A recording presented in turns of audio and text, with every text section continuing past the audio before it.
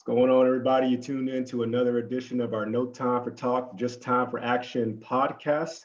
I have some special guests here with me today who I'll allow them to introduce themselves, who graciously wanted to come on and talk about their son, Brandon. I was definitely floored by their story, so I can't wait for you guys to hear about the Brandon Act and the positive things that they're trying to do for service members and veterans and all that alike. Definitely please, if you guys can, check out www.veterans529.com. We do have a raffle going on for our motorcycle, a 2008 Concourse 14. We got raffle tickets going on for that. Definitely support Veterans 5 to 9. We're doing our best to support homeless veterans, veterans in the service, all the above. So check us out. And without further ado, Terry, I gotta let you guys go ahead and introduce yourselves. Thank you. My name. Go ahead. Sorry. Thank you. My name is Terry Caserta. This is my husband, Patrick. Our son, Brandon, was active duty Navy when he died by suicide. He was kind-hearted. He loved everybody. He had the biggest smile, and you couldn't help but smile when you saw him. He lived by his karate code words: honor, respect, patience, and kindness. Unfortunately, others don't live by them words at all.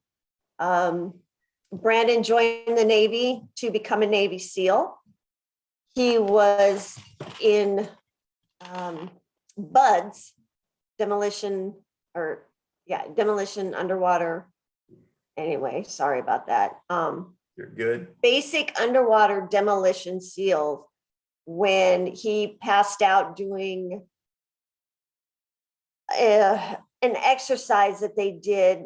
And when he woke up, he was thrown in the back of a pickup truck and taken to the famous bell where the instructor rang the bell for him. Brandon did not ring the bell. He argued with the instructor for about 15 minutes and the instructor got tired of it. So with him being out of BUDS, he went to Pensacola for aviation electrician. From there, he went to Norfolk, Virginia, and he was there for a little over 2 years when he died by suicide. He was bullied, hazed,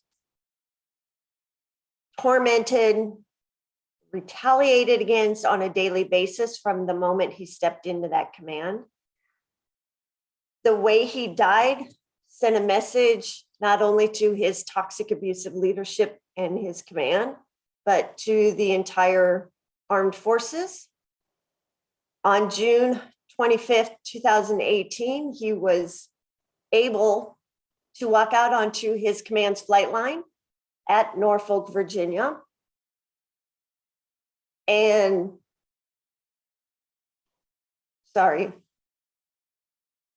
ran toward the spinning rear tail rotor of a helicopter. He jumped twice. No one stopped him. They just let him. And he jumped to his death. That's how my son died. Our son died. They all ran away. No one rendered first aid. They left him there for 9 hours. He went from the tarmac to the morgue. There was no hospital. Totally disrespected me. I'm retired military. And my family, I mean, we could go on and on. The list goes on and on. Let's just say, if you go to the brandonact.com military corruption article or military.com article, between those, you'll find everything. You'll find most of the details of what this command did. A lot of it, you know, if you want an example, is they held a memorial service, didn't invite us, beefed up security in case we showed up. And They didn't have permission to have one either by us. And they did a terrible job. We have the video. They sent us the CD of it. It was horrible service. And it took 2 weeks to get his body home. I got news for you.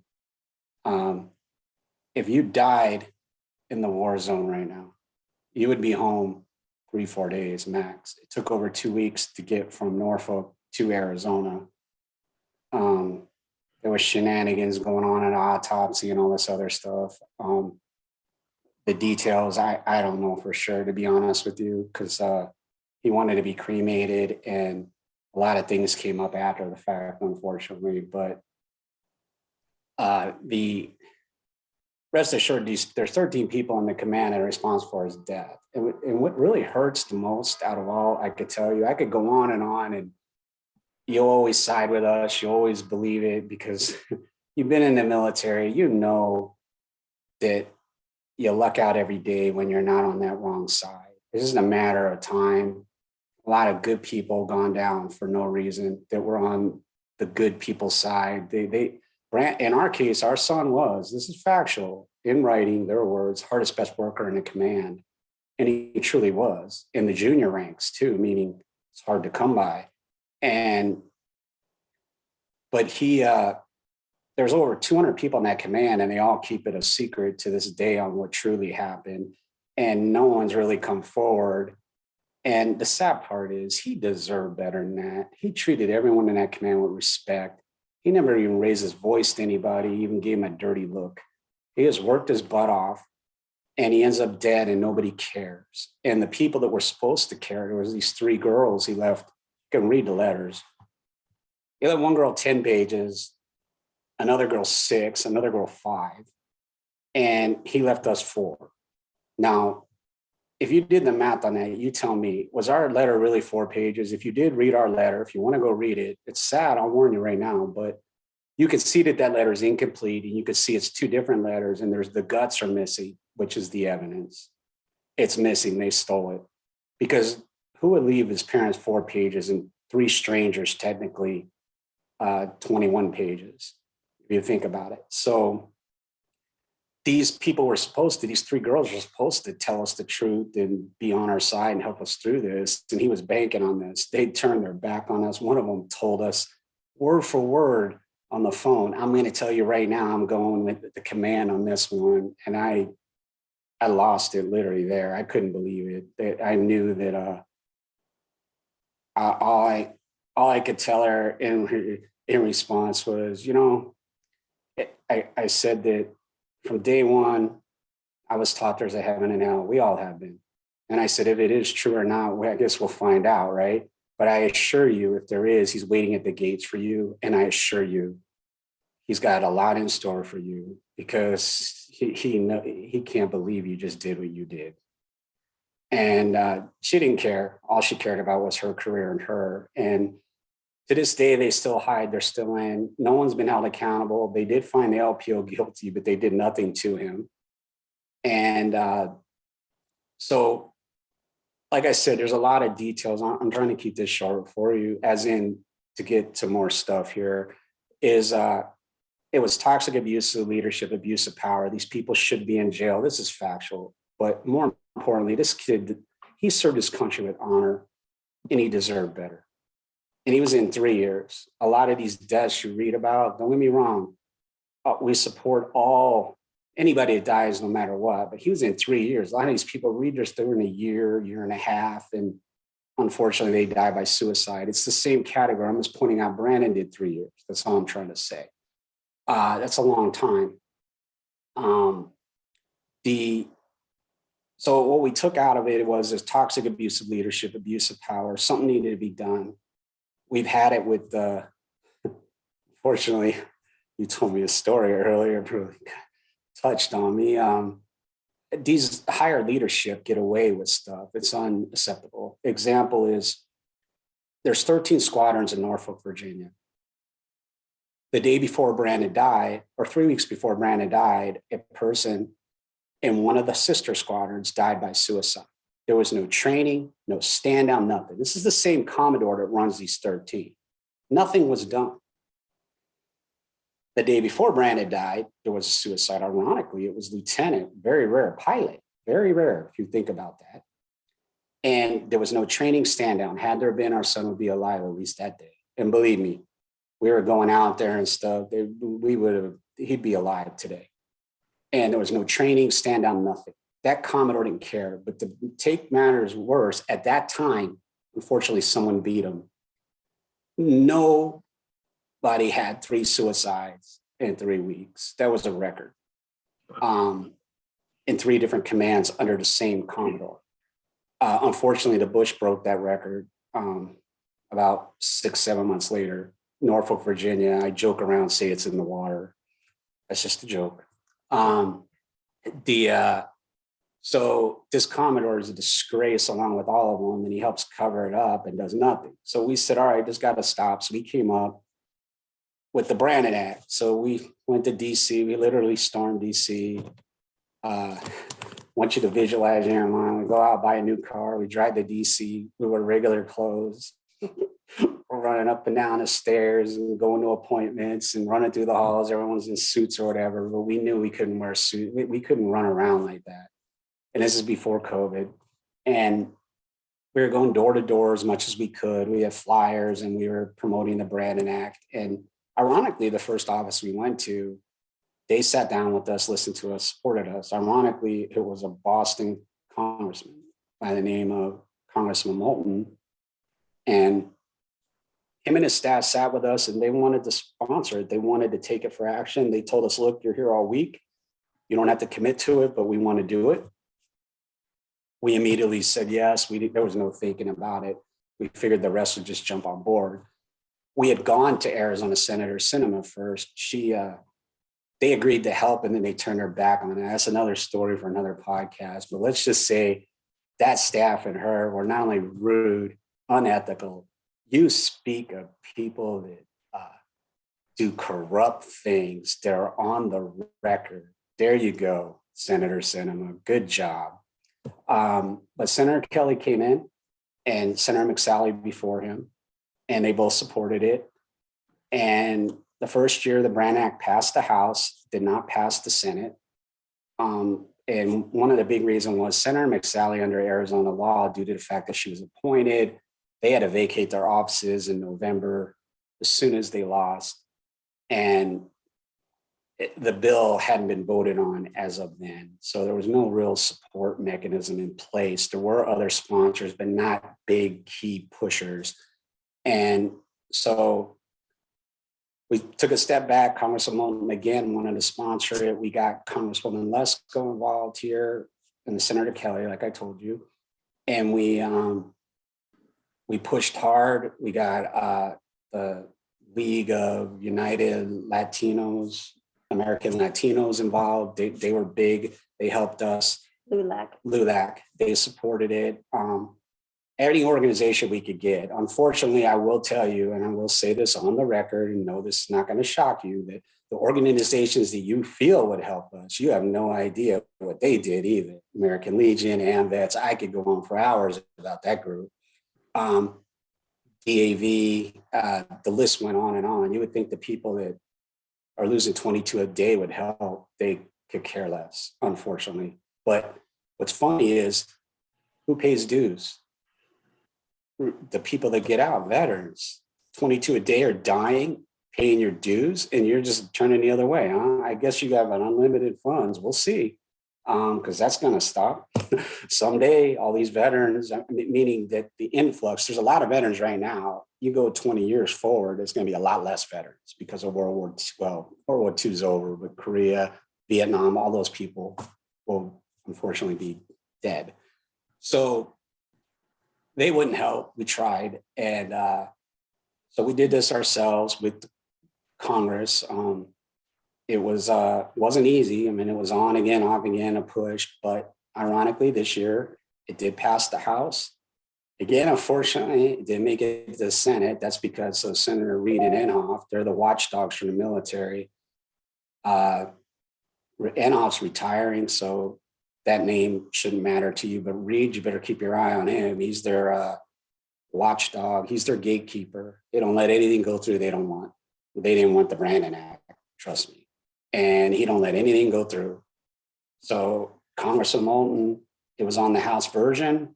What happens is when they take the two, and if it's on both, it automatically passes. If it's on one, then it goes to committee. Committee was going to take it all. Congressman Moulton before them. DOD was arguing, and he flat out told them that your staffs are failing. You're failing, and you need this, and you're gonna take it. So their hands were tied. Then boom, it passed. Ironically, Vanessa Act did pass too, which is fantastic. And those two passed. Those are the big ones. I mean, there may be more. I'm only familiar with those two, just so you know that. There was a deported veterans one we wanted that was out there that seemed reasonable, but I'm not sure whatever. I think that's going to be done differently as in an executive order, but those two passed. And I know you're dying to know what the Brannon Act is. Well, the Brannon Act in its simplicity is it empowers the service member to get help when they need it, as they need it. Many people told us, what few came forward in Brandon's command, they said that Brandon said, I'm depressed, I need help. They told him to suck it up, get back to work. We've been told this. We did not know this, just so you know. We did not know. So we decided that they're blocking mental health. We've heard these stories time and time again. We want to do something about it. In my time, I'll tell you, this is factual. And I retired in 2007, basically. If I would have gone to mental health in my time, my career would have been over, period. I guarantee it. No ifs, ands, or buts. Doesn't matter what I had, didn't have, whether I get on medication or not, it wouldn't matter. Anybody saw me there or found out, it was over. That has changed, but what they do is they block you from going because basically you go in their minds, they lost you. That's not really a true statement, but I'm just letting you know in their minds, they lost you. Now, I do want you to know a good command, and there's many, many of them out there, is going to support the service member and let them get help and help them. Okay. We're only talking about the bad ones. So we'll just say 30% of the commands. Unfortunately, 30%, if you look at it, it's kind of like, they show you with dogs and cats not being neutered, how fast they branch out everywhere. They recruit their own and they corrupt the good commands. In Brandon's case, the year before Brandon got there, many years before that, Brandon's command was the top command on the waterfront over there. And then all the good people mysteriously, somehow, some way, perfect storm, they all left. Bad took over. Look what happened. And there are other deaths. There's not the only one by any means, but this is what happens when toxic abusive leadership rise. It'll only rise if you allow it to rise. But unfortunately, we're programmed to be afraid of them. We're programmed to do or else. And it's easier to do the bad things than it is to do the right thing because you'll be retaliated against. And we all know this. So the Brannon Act, you're not allowed to be retaliated against. If you go to mental health, they have to let you go to mental health too. They cannot deny you mental health. That's the simplicity of it. I know it sounds simple. The rules are already in effect. What's happening is people don't realize that they can go out in town anywhere. TRICARE will pay for any service member 24/7. Don't matter where you get help. You can go to Maine and get help if you want to, but they don't know this. You can go to VA. The VA vet centers, if you qualify, they would see you. And if you don't qualify, they'll tell you where to go. It's not like they'll hang up, goodbye. They'll get you help immediately. And if you're in crisis, they'll help you right there. They're not going to hang up on you. They're going to screen you, help you, get you to somewhere. But a lot of people don't know this. So we needed a law. So the Brannon Act is the law. So we got that passed, and it's a positive thing. It's going to save many lives, and it's the start of it. I mean, Terry's gotten police officers have reached out here locally in Arizona asking, they want something like that for the police force and things like that. So it's a big deal. We don't make a big deal of it ourselves. We did what we felt our son wanted us to do. He asked us to get justice for him. Justice comes in many forms, and that's not over, okay? But I'm just telling you, he asked us, we believe his legacy saving lives. One of the things about Brandon was unique. I don't know how, but he always flocked to all the kids that were different and needed help. And we never classed him as different, but he certainly could relate to them because they really liked him, special needs and all that. He used to bring home homeless people from school. He'd help out anybody, anytime, whether you liked him or not. He didn't care. If you were in need or crisis, he was always there for you. Ironically, when we got his phone, finally, after they purged it and did whatever they did to it, there was thousands of texts going back and forth, in particular to those girls that I told you about, that he thanked for being his friend in the letters. Read them.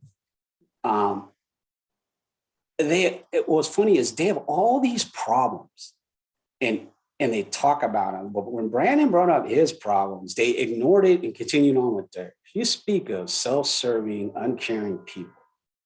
That's how they work. That's one of the reasons why the good friends of Brandon's here in Arizona and in other places were shocked. I mean, they couldn't believe he was dead. I mean, they had no idea. And I know you hear that a lot with suicides. What I'm saying in this case, they just couldn't believe it.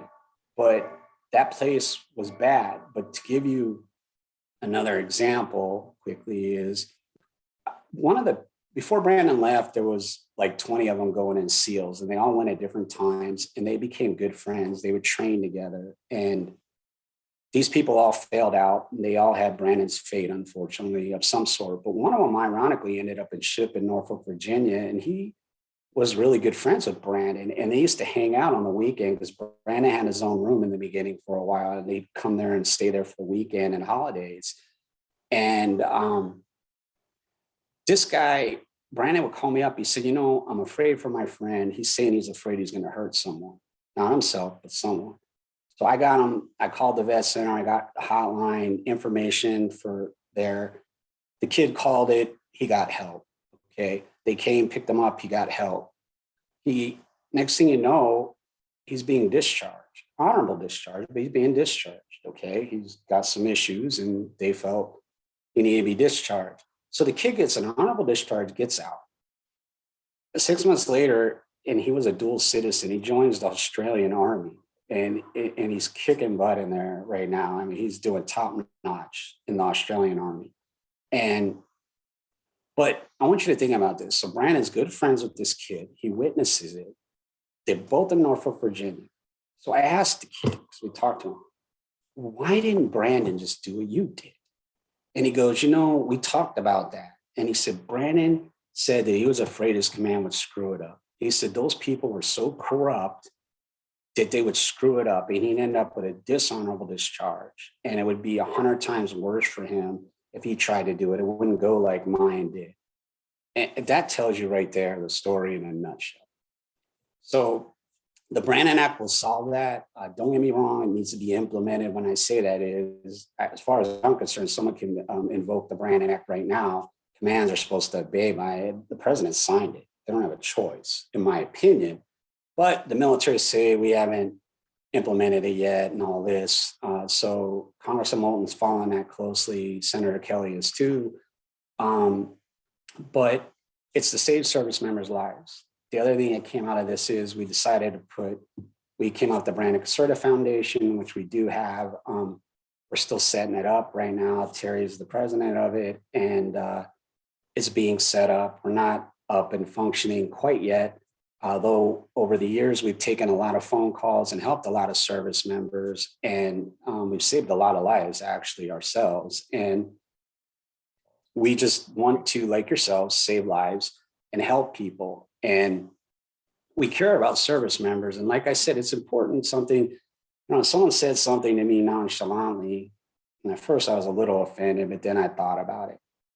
Again, understand, we are not talking about the entire military as a whole. They're all corrupt, all the way to the top. I'm not saying that. All I'm saying is there are commands that need to be held accountable. If those people were held accountable, to include the people above that, let's just say in the Navy's case, the admiral, okay, for sure, the Atlantic Fleet admiral should be held accountable for these deaths. They happen on his watch. The Commodore should be held accountable. Those people were held accountable. A lot of this stuff would go away. You hold them accountable, it goes away. And how do I know that? To give you an example, look at the ship collisions. I'm here to tell you, I did 5 years at sea. It wasn't fun, wasn't easy, but on the flip side, the last thing on my mind, we could not collide with anything if we wanted to. If we wanted to collide with a ship, we could. Matter of fact, the closest we ever came with a collision was refueling, and that's a dangerous op to begin with, but that was the closest we ever came. It's just impossible, yet it happened. But it didn't happen once. A month later, it happens again. So the Navy's all embarrassed. What do? Oh, we implemented all these changes. They didn't change nothing. Okay. What happened is those COs were going to be prosecuted for the deaths of those people. And word got out, they're going to be held accountable for this stuff. These people, they don't even go to sleep. I bet you COs don't even sleep at night when they're at sea anymore. That is how you fix this stuff, is accountability. That is, I bet you people right now driving a ship as we're talking or could drive that ship blindfolded. That's how well qualified they are. They raised the bar is what they did. They lowered the bar. Now they raised it where it should have been. Now the ships are not colliding, and they probably won't for a long time, if ever. And that's how you fix this is accountability. That's why you got to hold senior people accountable, and you got to hold them all accountable. Now, don't get me wrong, I will tell you this.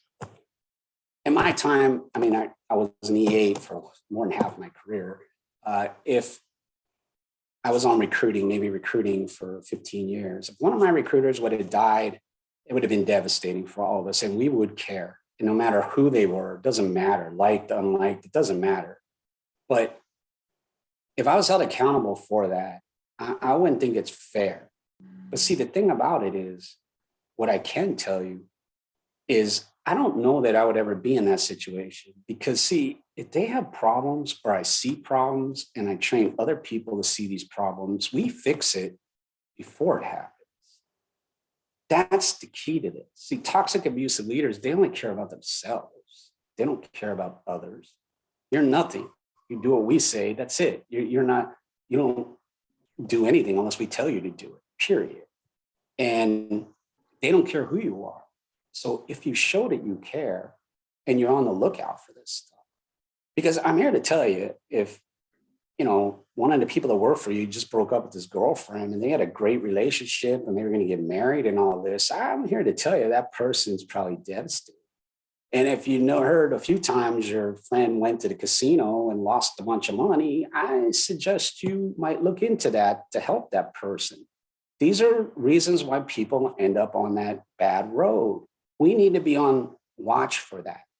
All of us, not just one of us. And that was the difference with, I think, where I was. I was, believe me, I was in some really bad commands. And I'm here to tell you, this would never happen in any of them. It couldn't. And it takes certain places to do something like this. And that's the commands we're talking about. Because the military overall is a great organization. They're good people. There's top leaders that are awesome and all that. It's just that some people need it accountable, and it's got to start somewhere. I guess it's no different than, I was always taught this, shoplifting, at least in my time. When you're younger, a lot of people shoplift. Nothing really happened to you per se if you got caught. But the bottom line was, if you were 17 years old and you got caught stealing a stick of gum, you literally could go to jail in prison. And they could use you as an example. And that's the whole thing. We're going to have to use these people as example. They earned it, believe me. They abuse these people. They deserve to be held accountable. That is where you start. Hold a few accountable. Everyone will back off and things will go to normal. If you don't believe me, if you look at the modern events in America that have happened, there's been some tragedy, bad things out there that have happened, and videos filmed it. And it seems that things have been corrected. They may not be perfect, but the whole point is the message has been received. People have changed. Law enforcement's had to change. Other organizations have had to change the way they do things. It's accountability, because if we don't hold them accountable and we have them on tape doing all these bad things, then they're going to continue to do it. So accountability is what fixes it. But in the meantime, the Brannon Act will save their life and keep them alive. Awesome. I definitely appreciate you guys going through all that. I guess I had a couple questions just kind of pop up in my head. As far as, I guess I have two questions, and then Dave, I'll let you jump in. Uh, the time when he first hit the command, to the time he committed suicide, what was the conversation like between you guys and him? Did you have an inkling? Were you aware if anything was going on? What was that like? Well, yes, he hated it there. And what happened is Brandon went to school in Pensacola, Florida. If you're not in the Navy, you do understand what school is. I know you do, but in the Navy, they have programs, Seaman, Airman, Fireman program. Those people are undesignated. They're great people. Don't get me wrong. I'm not criticizing him. I'm telling you, Brandon went to school. That means you're designated. But Brandon didn't just go to school. He went to advanced training school. He made him really designated. He checks into his command and they have him selling, and you know the term, Gedunk. Not only was he selling it, he sold it most of the time he was there. Now you tell me, you speak of waste, fraud, and abuse at its finest. Costs $100,000. I know. I was in recruiting 15 years. It's $100,000 a year per person. There was 4 of them selling candy. Taxpayers are paying $400,000. I told you there was 13 air squadrons there. Take that times 13. Now we're in the $2-3 million. That's just the tip of the iceberg. You could times it times thousands of commands. He should not have been doing that. That is for people that are undesignated. Okay. And if you have to do something like that, if you want to say it's a necessary evil, then you do it for 90 days. Okay. He did it for 2 years. However, here's Brandon. This is a classic Brandon. He mastered it. He was the best ever at it. He was so good. He had all the requests everybody wanted. They loved him. He was good. But what happened is Brandon was going air crewman. That's a rescue swimmer, like Kevin Costner kind of thing in the Coast Guard thing. And he was accepted to the program and he had broken his collarbone. And his counselor took it upon himself to cancel his orders, and he shouldn't have done that. And the reason I point that out to you is Brandon transferred to Pensacola, Florida with a broken leg. Certainly you could transfer to Pensacola, Florida with a broken collarbone. What's the difference? Leg's actually worse. So they canceled his orders and they said that, we call them in the military, the detailers, said as soon as he is fit for duty, I will get him out of there within 2 weeks. On March 28, 2018, Brandon was found fit for duty. They put him on the, well, they're selling candy, of course. And then they put him on the flight line they called. Again, he shouldn't have been there. He's already served his time there too. And they put him there and he was supposed to be leaving. They said, oh, we never said that. And then they said, you have to resubmit your package. That's what it's called, over again. So I was a Navy counselor for 15 years. So I know how it works. And that didn't sound right, but that counselor, I've spoken to him. We were kind of friends and I trusted him. So we went with it and we redid the package. Well, Brandon was done with it, ready to submit it. And these people mysteriously are trying to get him in trouble all the time, even though he's not doing anything wrong. It's because they don't want him to leave and go air crew is why. So Brandon was leaving the command. I'm going to tell you that. It was inevitable and they knew it. And they knew they weren't going to be able to stop him. What had happened is the old CO had left about a month prior. He liked Brandon a lot. The new CO, who was already the XO, should have been the same way, but apparently they had a little leash around this person. And I guess they were pulling that leash a little bit, or convinced they can convince him to keep Brandon in the command. And so flash forward, so Brandon dies. I woke up in the middle of the night and I like, you know what? Something's not right. I called the detailer myself. I called him. I said, why in the world would you require Brandon, to do the package over again? I didn't even tell him he was dead, although I think on the computer might have said something. There was a lot of silence on that call. But he was answering my questions. And he told me I never had him to do it. He goes, I've been waiting for him to be fit for duty. He said that I needed him and I would have got him out of there in 2 weeks. He said his package was good for a year. It was good till October of the following year. And I'm like, well, why didn't you get him out there? He said, well, because no one in the command ever told me he was found fit for duty. And I said, you didn't speak to the command? He said, no. And I said, you didn't cancel his order? He said, no, they did it. And he said, a matter of fact, I haven't spoken that command since September of 2017. Remember, we're in June of 2018. And he had it all documented. He told me exactly that that was not true. So that command deliberately sabotaged this poor kid leaving because they didn't want him to leave. And what had happened is the LPO was deployed, and a month into deployment, he got fired. And he came back and was in charge of Brandon. And since he never supported Brandon going to air procurement, he felt he had a say in it. That's where all this stems to. And they were preventing it from happening, but they couldn't do it unless they had the goods on Brandon. That's what the secret is that they have. One of the secrets they have. There are many others. I mean, they stole from him. They stole uniforms from him, money from him. His house so good. You should look at the boxes when they arrived to us. You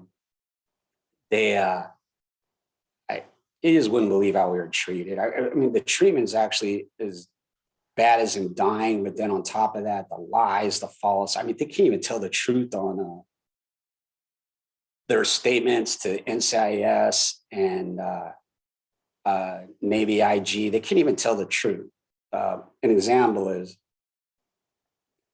so I called the command that Monday. I was on the phone with them. I was on the phone with them twice. I'm talking to the senior enlisted advisor. We're going round and round, and I'm telling them that someone stole Brandon's credit card and used it. And it was an E7, by the way. And I told him the name of the person and that he did this. And we're going round and round on the phone about the air crewman and everything. And this guy says, I got to go. I'll call you right back. Calls me back about a half hour, 45 minutes later. I'm on the phone with him. In between the call, apparently he went down and yelled at Brandon. And people overheard him use words like to the effect, like, your daddy could call her all he want. He can't help you. I'm going to get you. We're going to give you a dishonorable discharge, you name it. So I'm on the phone with this guy. For the second time. And he called me, and this is on my phone. I won't get rid of that phone, as a matter of fact, because it's in the phone. It's in a safe somewhere else. He talking to me, and someone ran in there and yelled something to him. He said, repeat that. They did. I had bad hearing. I don't know what they said. And that's the moment he was told Brandon was dead. This guy on NCIS statement in the Navy IG told them that I called because I'd lost contact with my son and that I was concerned about him. Now, if you look at the calls, how long they lasted, you think we're talking about the Washington Redskins on the phone. I don't even know this guy. I called for a reason. I certainly did not call. And Brandon was alive. This is proven by fact. He was alive when I was called, both times, actually. And so this guy can't even put the truth on a statement. I mean, why? Why couldn't he say that I called because I was concerned for him or everything? He couldn't even put the truth, but they all did that on everything. I mean, they could tell the truth on anything. And then the credit card, they won't even talk about it. You know what they did, that E7? That E7 right now is a lieutenant in the Navy. Can you believe that? They made him a lieutenant. That guy stole his credit card, charged on it, everything. This is black and white, factual, no ifs, ands, or buts. Not only that, he committed about 10 crimes with the credit card. And no one's done anything. Matter of fact, they never even interviewed him to this day. The command hid him and kept him away because they wanted him to keep his rank because he was going to be an officer, one of them, right? But anyway, I'm sorry. I rambled, and I know some of you have more questions, but I just wanted to point that out. But I want to close with this. It's important. Over the years, it's been almost going to be 4 in June that Brandon's been dead. We've probably had about 60, 70 people contact us. I'm here to tell you, as bad as Brandon's story is, and it is horrible, those stories are almost as bad. I mean, they're up there. You would not believe what these people do. I've seen people taking a captain's mask because they had a dental appointment that they didn't even know they had, and they missed it, and they went to captain's mask. I mean, give me a break. And they made the kids suicidal. They didn't care. You would not believe story after story. I mean, we even have it where it's a Marine's married to the Navy, and the Navy's telling them this command can't do this, so they're against them.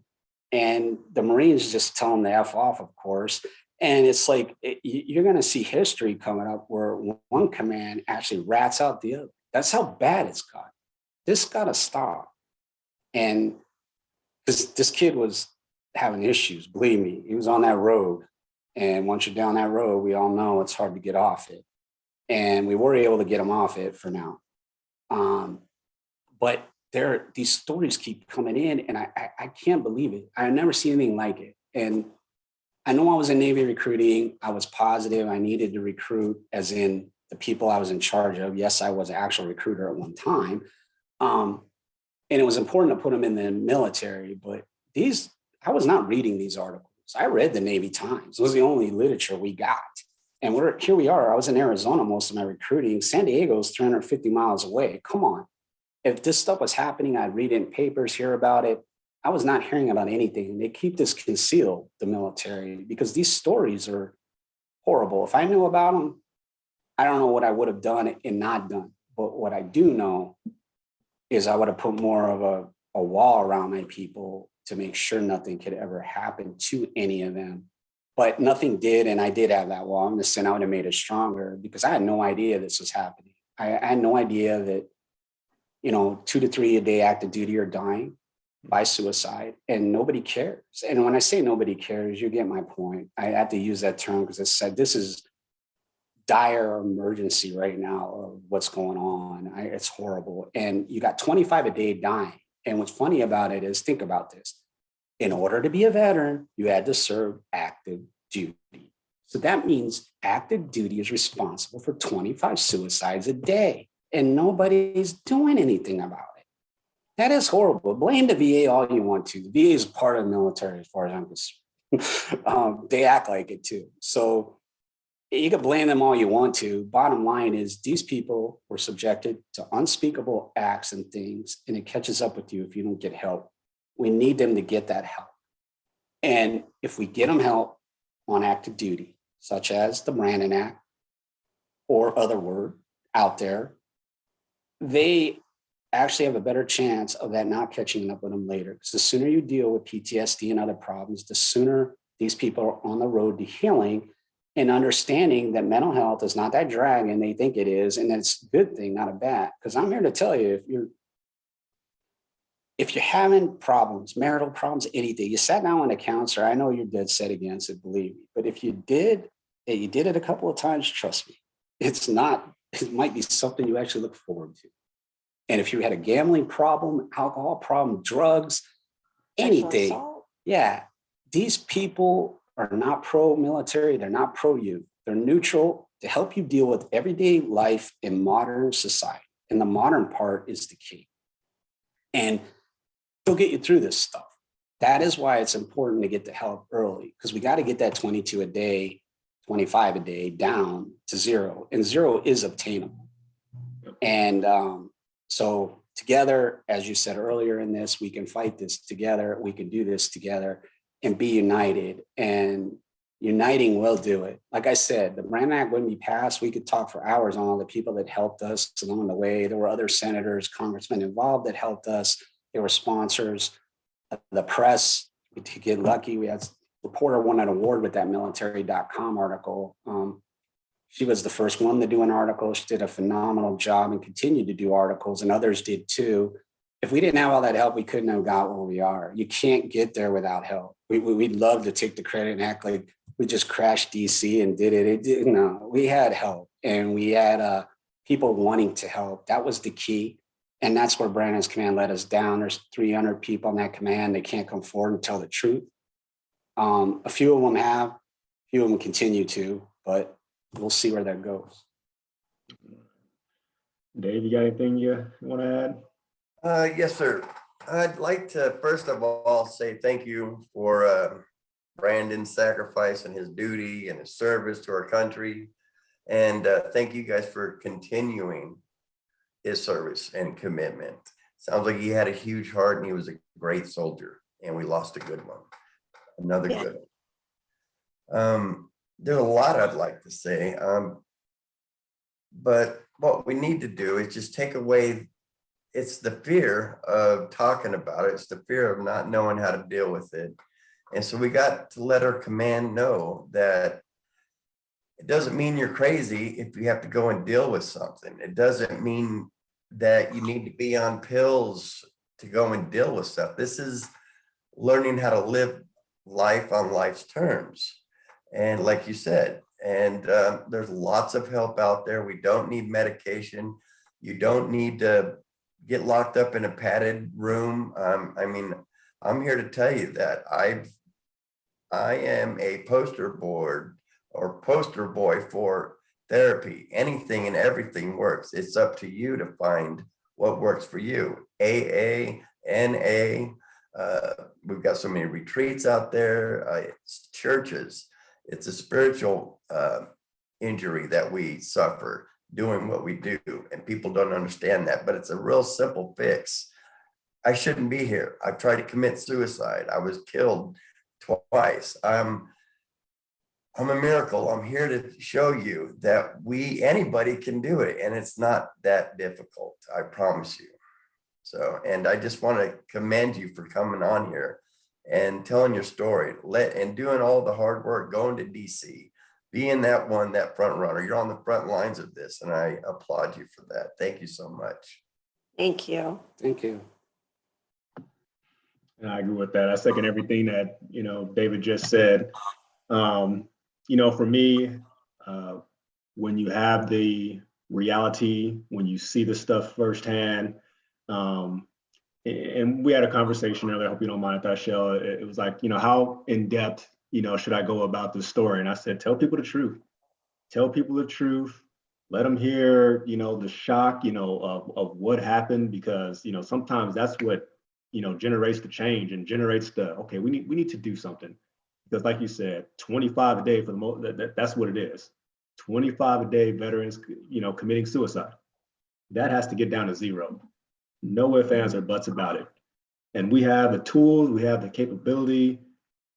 People just need to start doing what they, should be doing. You're in charge, whatever the case may be, take your guys aside, let them know it's okay. If you need to get help or something, okay, let's do that. All right. And not trying to just go. Because again, 18, 19-year-old kid, that's a tough pill to swallow sometimes. So again, I thank you guys. I'm sorry to interrupt. I don't know, but I didn't come into this life with a manual on how to be a human. We're spiritual beings having a human experience, and I never got a manual, neither did my parents. And so up until the point I started finding help for myself, I was a product of society. I didn't even know what I was or who I was. I was not the true me. And so, yeah, that's all I got. Thanks. No, I hear you loud and clear. Don't be afraid of the help. It's all out there. And it's the weak person that can't stand up and say, I need the help and go and get it. It's the weak person that can't do that. So. I agree. Well, Terry, Pat, do you guys have anything you want to add? Like I said, I definitely appreciate the story. So I'll let you guys have the final words. No, I'm going to correct him on the website. It's www.thebrandonact.org. Okay. www.thebrandonact.org. Make sure you guys go there. Make sure you guys check out the website, support their cause, support, the mission, let people know that this is an act that has been signed into law, and it's something that can help. If it's something that can get these 25 suicides down to zero, why wouldn't we do it? Yeah. So again, the both of you, thank you. I definitely appreciate it, both of us. I know everybody's got busy days, so I just thank you for spending some time, and again, just laying out the story for everybody to hear, and put this out there, and hopefully people can just spread the word, because thank you guys for what you've done. And Well, thank you for having us on. holding people accountable is the biggest part. So Yeah. we need to rely on our battle buddies for real this time. So, and trust. Exactly. Exactly. I Thank love you. guys. You guys take care. Thank you so much for having us on. Yeah. We appreciate it. Thank you. Thank you. Absolutely. You guys are Thank you, awesome. everybody. All right, let me go ahead.